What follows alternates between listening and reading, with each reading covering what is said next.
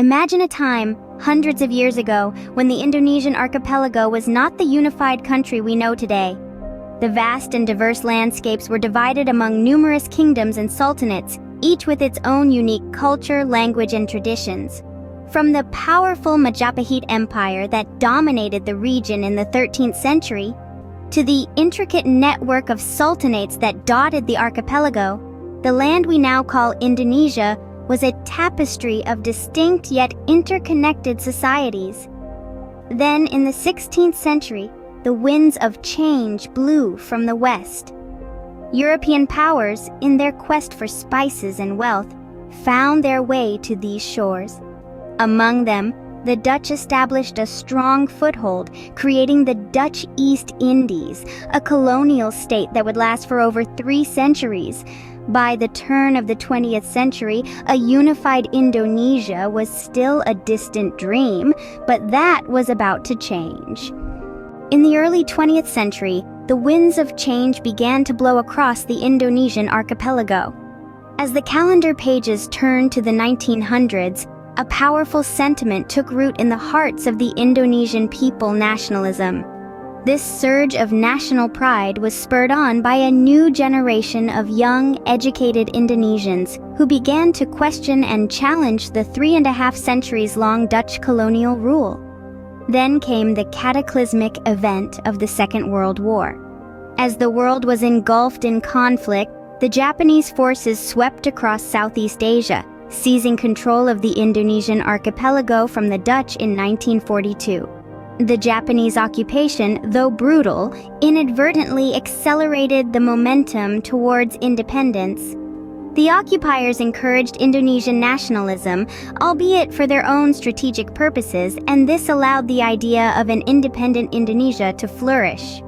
The climax of this narrative came on a historic day in August 1945.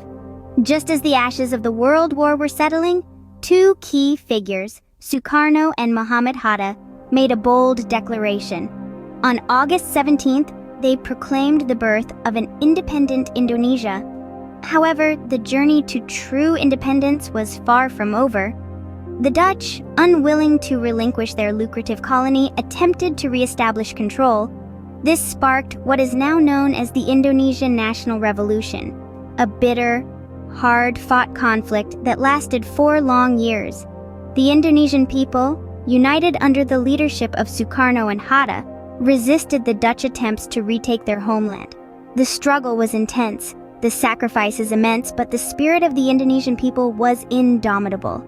Their determination and unity in the face of adversity served as a beacon to other colonized nations, striving for their own independence.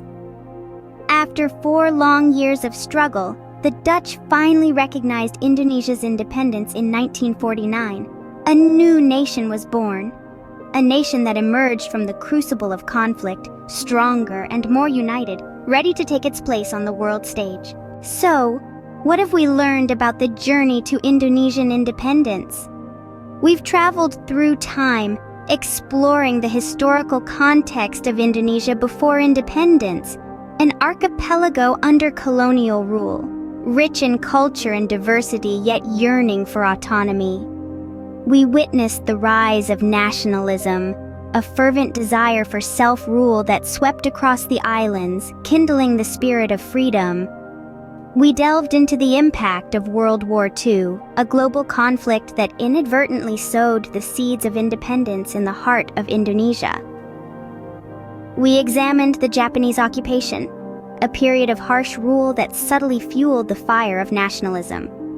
We celebrated the proclamation of independence, a momentous day when the dream of self-governance became a reality. We remembered the Indonesian National Revolution, a tumultuous period of conflict and negotiation that ultimately solidified Indonesia's status as a sovereign state. The road to independence was not easy, but the determination and resilience of the Indonesian people eventually led to the birth of a new nation. Today, Indonesia stands as a testament to their struggle and their triumph.